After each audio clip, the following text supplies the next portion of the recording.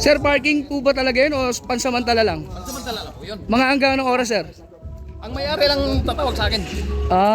So kung bukas na lang tatanggalin yun, sir? Oh, may babiyahe ako eh. Kailan alisin niya? Ang daming sinasabi po, pasensya na po, media kayo. Sige, salamat po. So mga ka-old school, ngayon naman po pagkatapos nilang maglagay ng tarpaulin. So eto naman po ang kanilang inilagay. Truck, trailer. Pakinggan po natin yung tinanong natin doon sa driver. Sir, parking po ba talaga yun o pansamantala lang? Pansamantala lang po yun. Mga hanggang anong oras, sir? Ang may-ari lang tatawag sa akin. So kung bukas na lang tatanggalin yun, sir? Oh, may babiyahe ako eh. Kailan alisin niya? Ang daming sinasabi po, pasensya na po, media kayo. Sige, salamat po. Sino po ang nag-utos dito? Ang sabi niya po, yung may-ari daw po ng lupa ang nagpalagay niyan. At pansamantala lang daw po. Pansamantala, pag pinakuha na, tsaka nila kukunin ulit.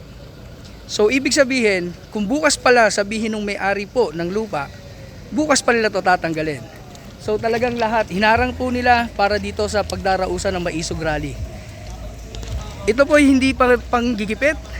Ito raw lang po ay utos na dito lang iparada, sabi raw po ng driver, utos sa kanya ng may-ari ng lupa. Ayan po, tingnan nyo naman. Ganyan po, binalagbag lang po yung trailer truck. Grabe, no?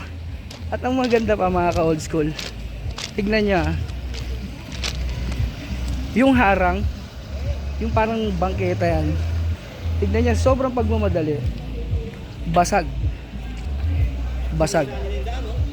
Diba? Hindi ito panggigipit, ito po ay pagpaparada lang ng maayos. Na po, bahalang humusga. Basta ang sinabi po nung driver sa atin, na interview natin, kung bukas po raw papatanggal to ng may-ari, bukas niya rin po babalikan para tanggalin ang trailer na ito.